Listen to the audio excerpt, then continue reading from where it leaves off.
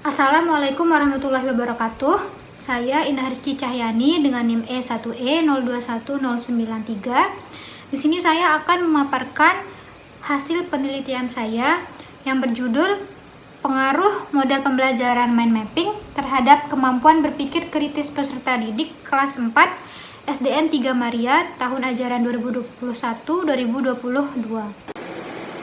Baik, yang pertama pada bagian pendahuluan terkait dengan latar belakang, sebagaimana yang kita ketahui bersama, pendidikan pada dasarnya ialah suatu upaya yang dilakukan untuk mengembangkan kecerdasan manusia, baik itu kecerdasan kognitif, afektif, maupun psikomotorik.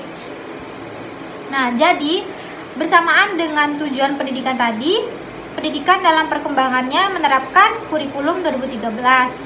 Nah, dalam mengupayakan terbentuknya pembelajaran yang mampu menjawab tantangan zaman, kurikulum 2013 ini mengupayakan pengembangan dalam kemampuan berpikir kritis. Jadi, berdasarkan hasil observasi saya yang saya lakukan di sekolah SDN 3 Maria ini menunjukkan bahwa kemampuan peserta didik dalam berpikir kritis itu masih rendah. Nah, oleh karena kemampuan berpikir kritis peserta didik yang masih rendah, peserta didik itu hanya mampu memahami materi yang didapat tanpa mampu mengkaji dan menjelaskannya dengan pemikirannya sendiri.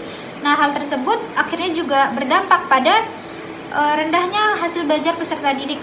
Untuk memaksimalkan proses pembelajaran agar efektif dan membuat peserta didik lebih paham secara keseluruhan, perlu adanya pembelajaran yang sesuai dan menarik sehingga peserta didik itu dengan mudah memahami materi yang disampaikan oleh gurunya.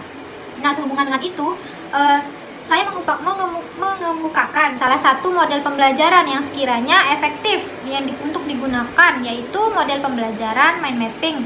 Jadi berdasarkan yang telah saya uraikan tadi, dengan model pembelajaran mind mapping, saya mengambil judul Pengaruh Model Pembelajaran Mind Mapping terhadap Kemampuan Berpikir Kritis Peserta Didik kelas 4 SDN 3 Maria tahun ajaran 2021-2022. Berdasarkan latar belakang yang telah saya uraikan tadi, maka rumusan masalah dalam penelitian ini adalah apakah ada pengaruh model pembelajaran mind mapping terhadap kemampuan berpikir kritis peserta didik kelas 4 SDN 3 Maria tahun pelajaran 2021-2022. Kemudian selanjutnya berdasarkan masalah yang telah saya rumuskan, maka tujuan dalam penelitian ini adalah untuk mengetahui pengaruh model pembelajaran mind mapping terhadap kemampuan berpikir kritis peserta didik kelas 4 SDN 3 Maria tahun pelajaran 2021-2022. Nah, kemudian manfaat penelitian. Terdapat 3 manfaat penelitian, yaitu bagi peserta didik, bagi guru, dan bagi peneliti lain. Manfaat penelitian ini bagi peserta didik, tentu saja peserta didik itu dapat memperoleh pembelajaran yang bermakna, serta dapat menyelesaikan suatu masalah atau informasi pembelajaran dengan mudah. Nah, kemudian diharapkan juga peserta didik dapat meningkatkan kemampuan berpikir kritis dalam proses pembelajaran dan penyelesaian masalah. Kemudian manfaat penelitian ini bagi guru, yaitu dapat dijadikan alternatif model pembelajaran untuk mengoptimalkan kemampuan peserta didik dalam menyelesaikan masalah dalam pembelajaran.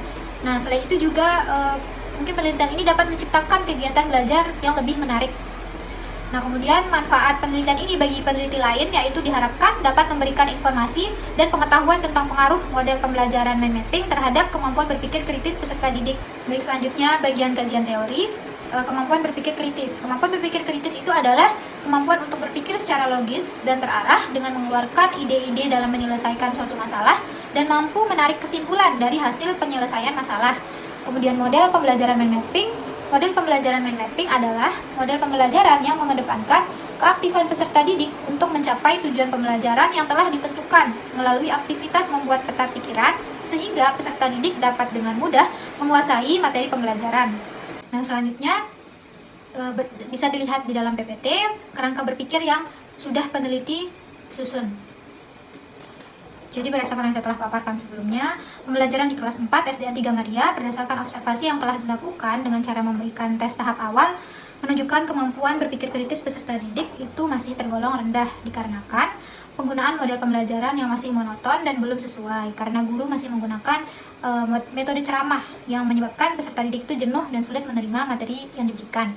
Nah, hal tersebut selanjutnya itu berdampak pada kurangnya pengembangan kemampuan berpikir kritis peserta didik. Nah, kemudian untuk memaksimalkan proses pembelajaran di kelas agar lebih efektif dan menarik, maka peneliti menawarkan solusi dengan membuat model pembelajaran mind mapping. Selanjutnya, setelah diterapkan atau mendapatkan perlakuan, akan diobservasi kembali bagaimana perkembangan kemampuan berpikir kritis peserta didik kelas 4 SDN 3 Maria.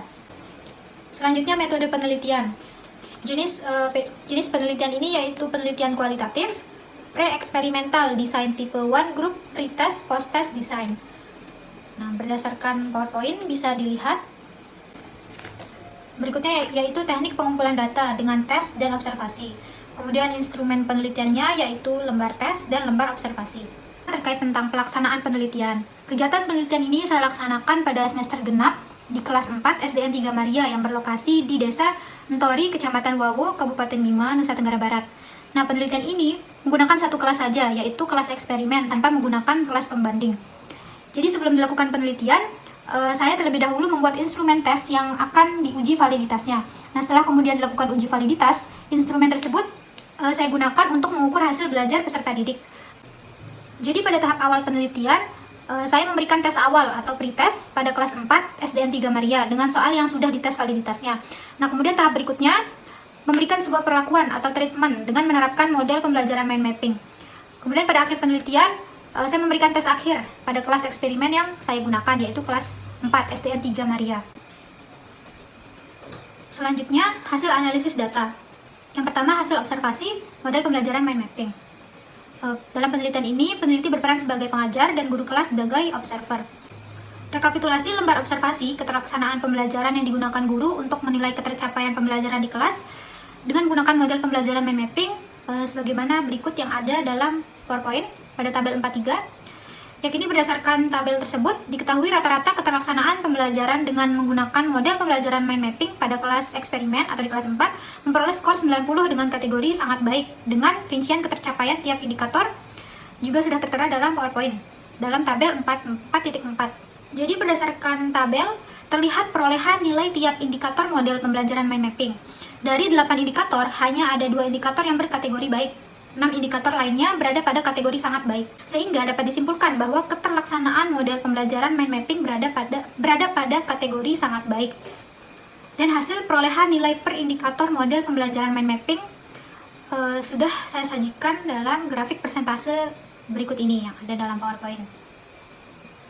Berikutnya hasil analisis ketercapaian indikator kemampuan berpikir kritis. Adapun persentase kemampuan berpikir kritis peserta didik disajikan dalam tabel 4.5 berikut.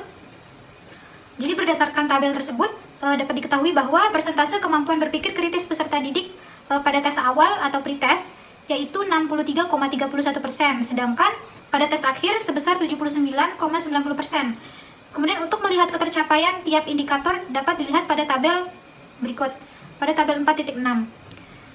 Berdasarkan tabel 4.6, terlihat persentase tingkat kemampuan berpikir kritis pada indikator interpretation sebesar 62,15%. pada saat pretest dan pada saat posttest sebesar 81,06. Kemudian berikutnya pada indikator analisis mendapat persentase pretest sebesar 63,63 dan posttest sebesar 72,72.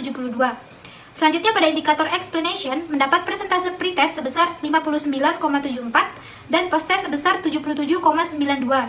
Dan indikator inference mendapat persentase pretest sebesar 65,15 dan posttest sebesar 66,67. Hasil perolehan nilai per indikator kemampuan berpikir kritis tersebut kemudian disajikan dalam grafik persentase berikut ini.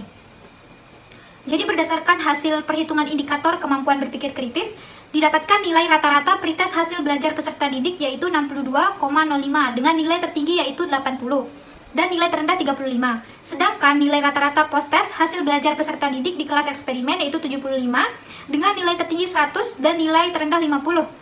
Kemudian adapun data-data pretest posttest dapat dilihat pada tabel berikut ini, pada tabel 4.7, yaitu rekapitulasi pretest dan posttest kemampuan berpikir kritis peserta didik. Selanjutnya uji normalitas. Uji normalitas dilakukan untuk mengetahui apakah data yang didapat merupakan data berdistribusi normal atau tidak. Uji normalitas yang digunakan dalam penelitian ini adalah Shapiro-Wilk. Dilakukan dengan bantuan program SPS 21004 Windows dengan taraf signifikan yang digunakan adalah 0,05 atau 5%. Berikut peneliti sajikan dalam bentuk tabel terkait dengan data hasil uji normalitas.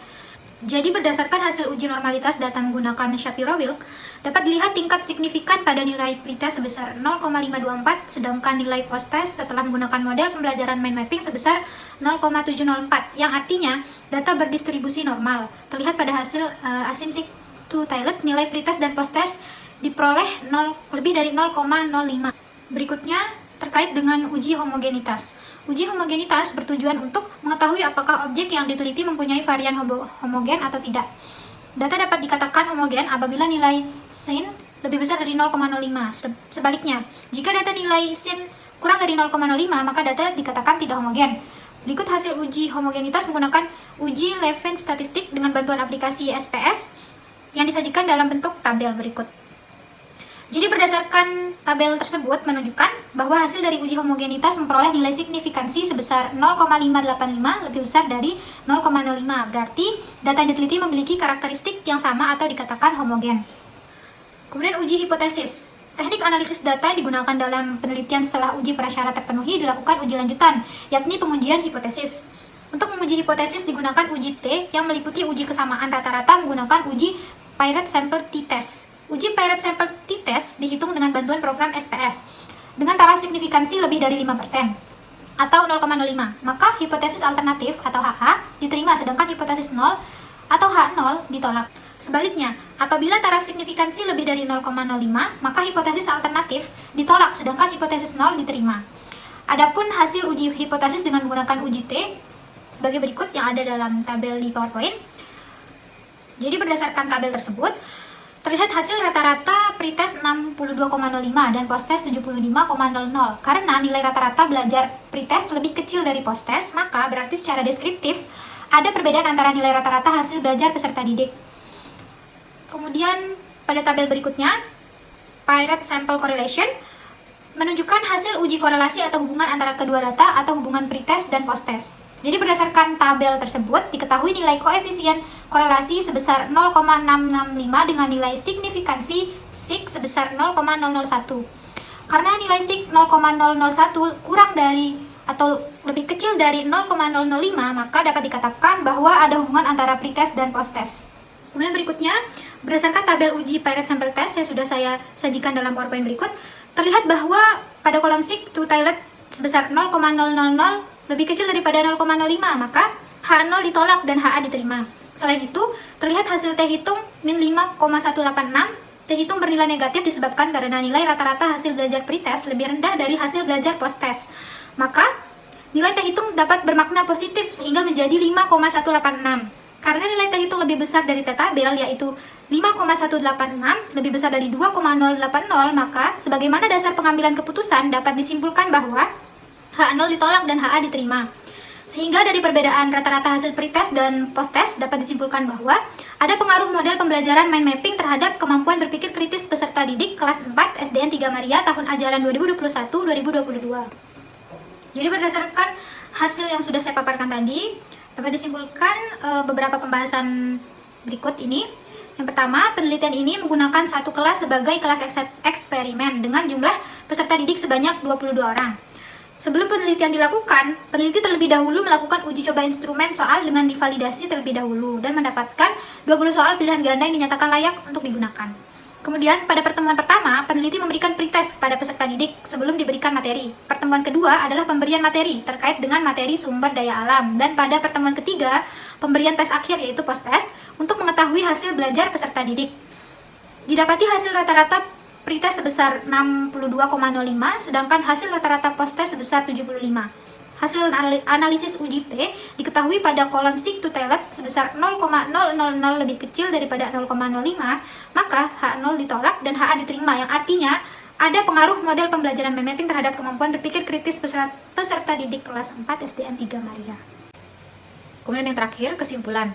Berdasarkan hasil penelitian, analisis data, dan pembahasan yang telah dilakukan, didapat hasil tes kemampuan berpikir kritis pretest lebih tinggi daripada hasil post-test. Hal ini juga didukung dari hasil uji hipotesis yang diperoleh menggunakan Pirate Sample Test dengan bantuan SPSS versi 21 for Windows menunjukkan bahwa nilai signifikansi atau sig two-tailed lebih kecil dari 0,05, yaitu sebesar 0,000, lebih kecil dari 0,05, yang artinya H0 ditolak dan HA diterima. Sehingga dapat disimpulkan bahwa dari hasil perhitungan tersebut ada pengaruh model pembelajaran mind mapping terhadap kemampuan berpikir kritis peserta didik kelas 4 SDN 3 Maria tahun ajaran 2021-2022.